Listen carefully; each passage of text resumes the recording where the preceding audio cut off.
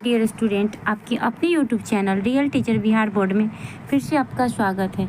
और आज हम लोग क्लास 6 का जो चैप्टर 1 है, पृथ्वी पर स्थानों का स्थिति, सामाजिक विज्ञान बुक का कक्षा 6 का, उसके पहले चैप्टर का सेकेंड पार्ट का अध्ययन करेंगे। फर्स्ट पार्ट में हम लोग पृथ्वी पर स्थानों की क्या स्थिति है इसके बारे में पढ़ चुके हैं। मानचित्र क्या है, इसका उपयोग कैसे करते हैं, निर्देशांक क्या है, और निर्देशांक पृथ्वी पर जो है किसी स्थान को अंकित करने के लिए अक्षांश और देशांतर का उपयोग कैसे करते हैं, देशांतर से स्थानीय समय और मानक समय कैसे संबंधित है, इन सारे क्वेश्चन की चर्चा हम लोग फर्स्ट वीडियो में कर चुके हैं। तो सेकेंड पार्ट में हम लोग चलते हैं आगे। पृथ्वी मानचित्र और उसके घटक भी पढ़ चुके हैं। मानचित्र क्या है, तो आज हम लोग को पढ़ना है पृथ्वी का मानचित्रण। आज क्या पढ़ना है हम लोग को? पृथ्वी का मानचित्रण। तो पृथ्वी का मानचित्रण, चलिए हम लोग शुरू करते हैं। पृथ्वी का मानचित्रण कुछ अधिक कठिन है क्योंकि हमारे ग्रहों का आकार जो है बिल्कुल चपटा नहीं है। हमारे जो ग्रह हैं वो बिल्कुल चपटा नहीं है, अंडाकार टाइप का है। इनकी आकृति जो है गोलाकार है। हम लगभग इसीलिए कहते हैं क्योंकि यह पूर्ण गोलाकार नहीं है। हमारी पृथ्वी न तो पूर्ण गोल ही है और न ही जो हमारी पृथ्वी है न तो पूर्ण गोल ही है और न ही पूरा गोल भी नहीं है और न ही बिल्कुल चपटा है। इसका आकृति जो होगी वो अंडाकार है। और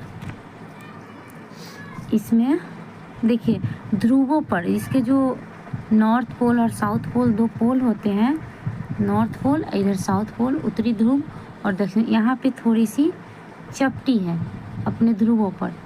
हमारी पृथ्वी अपने ध्रुवों पर थोड़ी चपटी है। और एक बात और बता दूं कि ये अपने अक्ष पे 23.5 डिग्री झुकी हुई है, बिल्कुल सीधा ना हो करके झुकी है। और ये जो है व्यवहारिक दृष्टि से गोलाकार ही मानेंगे। कागज़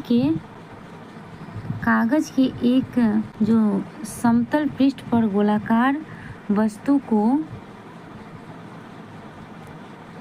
यथावत चित्रित करना संभव नहीं है। ऐसा क्यों? इसे हम लोग समझने के लिए एक संतरे को इस प्रकार छीलिए कि आपके पास छिलके से केवल 3 अथवा 4 टुकड़े हो। जैसे एक संतरा है, बिल्कुल एक संतरा को जब लेंगे, एक संतरा, इसको ऐसा छीलना है, इस संतरा को इस तरह से छीलना है, इसके 3 या 4 टुकड़े हो। देखिए क्योंकि इसके बाद एक मेज पर उन्हें चपटा करने का प्रयास करिए। जैसे छिलका छील लीजिए और संतरा को 3 या 4 टुकड़ा, उसको चपटा करिए। आप पाएंगे किनारों को बिना तोड़े यह आप नहीं कर सकते। जब तक किनारों को नहीं तोड़ेंगे वो चपटा नहीं हो पाएगा। अब एक ग्लोब पर विचार कीजिए। देखिए यहाँ ग्लोब का चित्र दिया गया है। ग्लोब पर विचार कीजिए। ग्लोब जो है पृथ्वी का मॉडल है। Globe is a model of earth. एक गोल आकृति जैसा है और एक उस पर जो है मानचित्र बनाया गया है। ग्लोब कैसा है? एक मतलब गोल आकृति जैसा है जिस पे मानचित्र बनाया गया है। यह पृथ्वी, चंद्रमा, मंगल ग्रह, तारों और तारामंडल आदि का भी एक मानचित्र हो सकता है। इस पृष्ठ पर दिए गए प्रथम चित्र दर्शाई गई वो भौतिक वस्तु गोलाकार है, सामान्यतः धातु, प्लास्टिक या कार्डबोर्ड से बनी है। हम यहाँ पृथ्वी के भूगोल का प्रतिनिधित्व किससे करेंगे? ग्लोब से करेंगे, क्योंकि भूगोल जो पृथ्वी का प्रतिनिधित्व क्या करती है, ग्लोब जो है एक पृथ्वी का प्रतिनिधित्व करती है, इसका रोल मॉडल है। तो इससे हम लोग अध्ययन करेंगे चूँकि ग्लोब और पृथ्वी का आकार समान गोलाकार होता है, इसलिए एक ग्लोब किसी समतल मानचित्र की तुलना में पृथ्वी का भूगोल बेहतर प्रतिनिधित्व करता है, क्योंकि ग्लोब जो है एक 3D मॉडल है और 2D होता है। जो मानचित्र होता है 2D है और ग्लोब 3D है, जिससे ग्लोब से हम लोग अच्छे से पृथ्वी को समझ सकते हैं। तो आइए कुछ इनकी विशेषताओं का पता करते हैं। सबसे पहले निर्देशांक को समझना। निर्देशांक क्या है, इसको समझें थोड़ा हम लोग। तो देखिए, किसी नगर या कस्बे के एक बड़े बाजार की कल्पना कीजिए जिसमें सीधी पंक्तियों में समान आकार की दुकानें हैं। आप बाजार में एक स्टेशनरी की दुकान पर अपने मित्र से मिलना चाहते हैं, लेकिन आपका मित्र नहीं जानता कि दुकान कहाँ है, अतः आप उसे किस प्रकार निर्देश देंगे? आप उसे इस प्रकार से निर्देश देंगे ना जी कि प्रवेश द्वार की पंक्ति की 7वीं दुकान, और मतलब कि 7वीं दुकान पर शाम 6 बजे मुझसे मिले। आपका मित्र आपकी सही स्थिति को निर्धारित कर पाएगा। तो निर्देशांक क्या होता है? निर्देशांक पृथ्वी पर जो 2 स्थान है उसको चिन्हित करता है। निर्देशांक अक्षांश और देशांतर जो 2 हैं, उसे किसी स्थान को चिन्हित करना बहुत अच्छे से समझा देता है।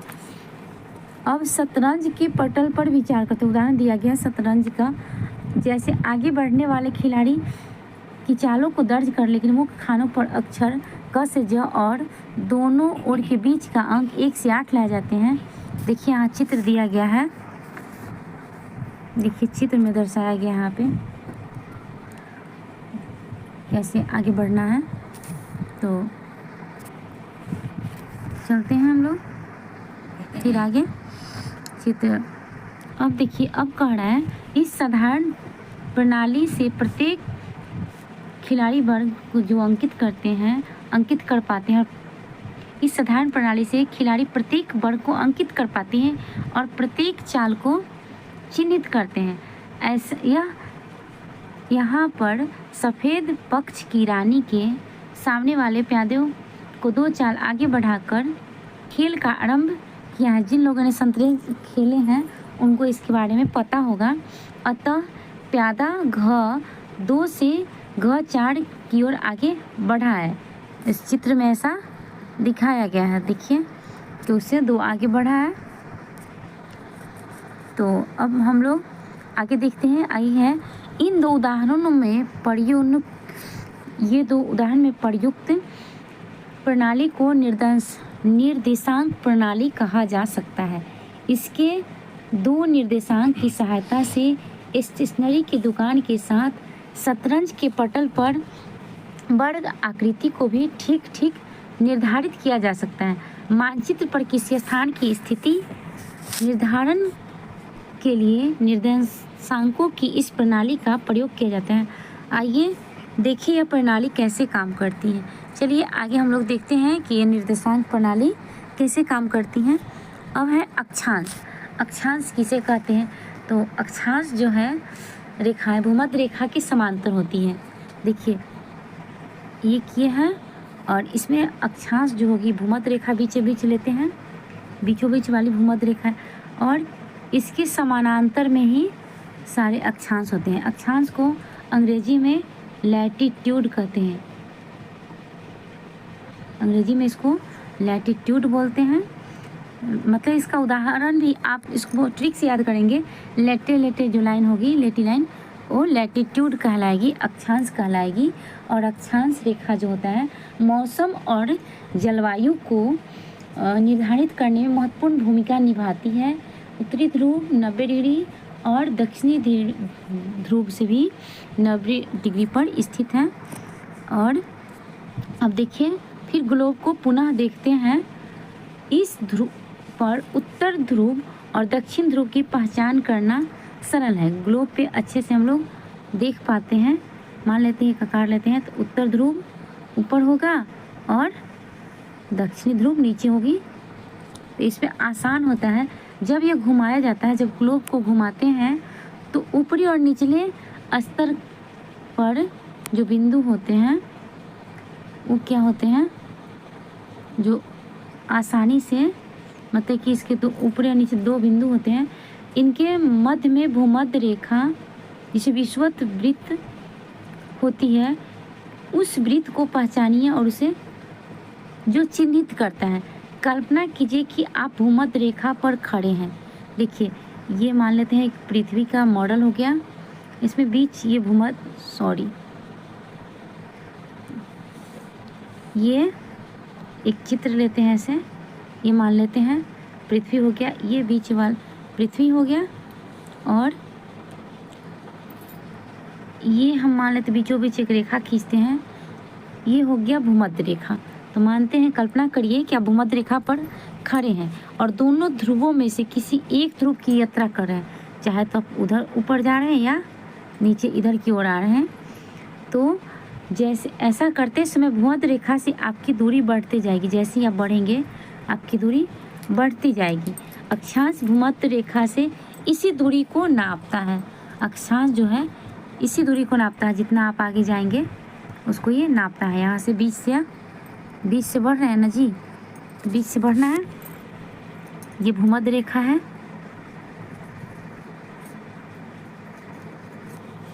बीच वाला, और ऊपर होता है कर्क रेखा और नीचे होता है मकर रेखा। ये दो जगह से आती है दो रेखा। तो आप इस यात्रा में किसी बिंदु पर एक काल्पनिक रेखा खींच सकते हैं और जो भूमध्य रेखा के समानांतर पूरब से पश्चिम की ओर की जाती है। देखिए कि ये लाइन आपका इम्पॉर्टेंट हो जाता है कि जो अक्षांश रेखा होती है, अक्षांश जो होता है भूमध्य रेखा के समानांतर होती है और समानांतर में पूरब से पश्चिम की ओर खींची जाती है।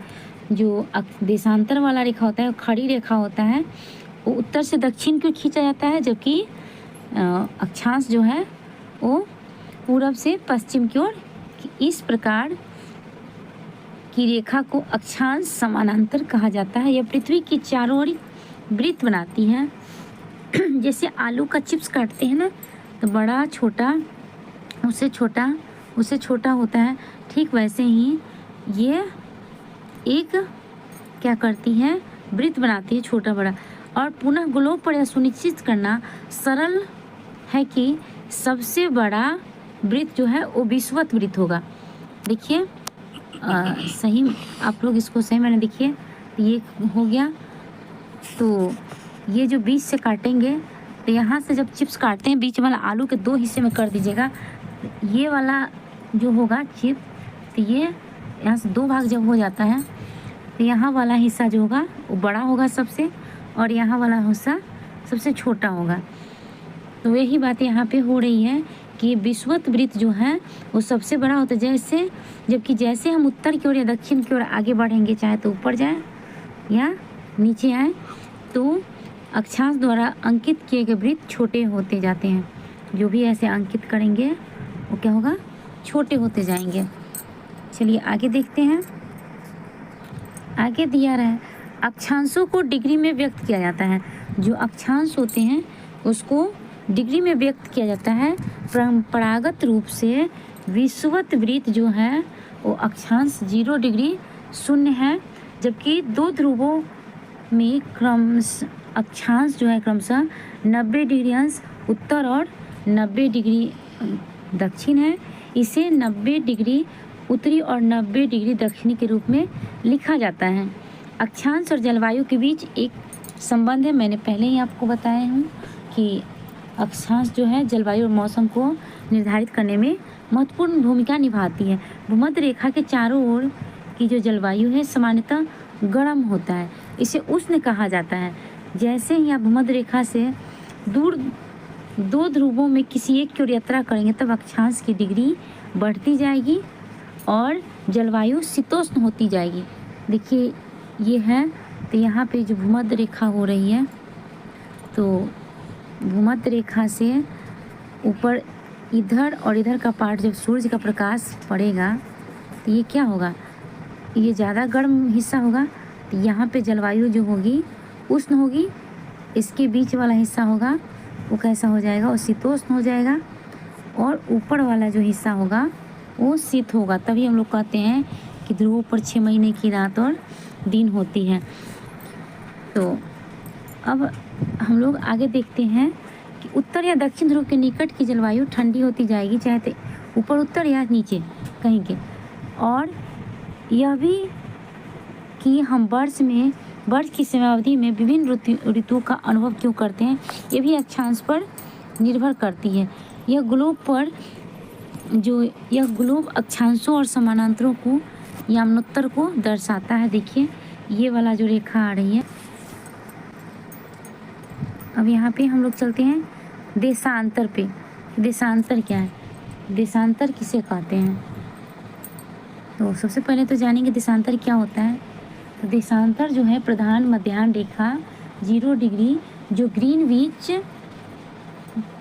इंग्लैंड से होकर गुजरती है या पूर्व या पश्चिम की ओर मापी जाती है। देशांतर रेखाएं उत्तरी ध्रुव को दक्षिणी ध्रुव को मिलाती है, उत्तरी ध्रुव से दक्षिणी ध्रुव को ऊपर से मिलाती है। ऐसे काटती है, ऐसे बनाती है। अभी चित्र में दिया गया था, देखिए ये सारे जो रेखाएं हैं ये आ रही है सब, ये क्या है, ये वाली सारी देशांतर रेखाएं, लॉन्गिट्यूड लंबा लंबा है। और ये सब जो है वो क्या है, ये देश अक्षांश है, ये लैटिट्यूड बोलते हैं। ये सब अक्षांश है, जब बनता है इसको ग्रिड बोलते हैं, रेखा स्थान बोलते हैं। तो अब देखते हैं ग्लोब का अवलोकन कीजिए। आप पाएंगे कि यूरोप और अफ्रीका के मार्ग से आने की जगह आप एशिया के मार्ग से भी जा सकते हैं और दूरी एक ही समान होगी। इन रेखाओं को देशांतरीय यामनोत्तर मतलब कि मेरिडियन ऑफ लॉन्गिट्यूड कहा जाता है। ये अर्धवृत्त हैं जो एक ध्रुव से दूसरे ध्रुव तक जाते हैं। देखिए आप विज्ञान में सीखेंगे, यहाँ पे बोल रहा है कि विज्ञान में सीखेंगे कि पृथ्वी अपनी धुरी पर घूमती है, विज्ञान के बुक में दिया है। इसे सरलता से समझने के लिए एक टेबल पर लैंप को अपने ग्लोब से थोड़ा दूर रखिए। मान लेते हैं कि ये आपका ग्लोब है और एक लैंप इधर बना लीजिए, मान लेते हैं। तो इसको थोड़ा दूरी रखिए लैंप को ग्लोब से, और ग्लोब को घुमाने पर आप पाएंगे, देख सकते हैं कि पृथ्वी के कुछ स्थानों पर क्या है, पृथ्वी के कुछ स्थानों पर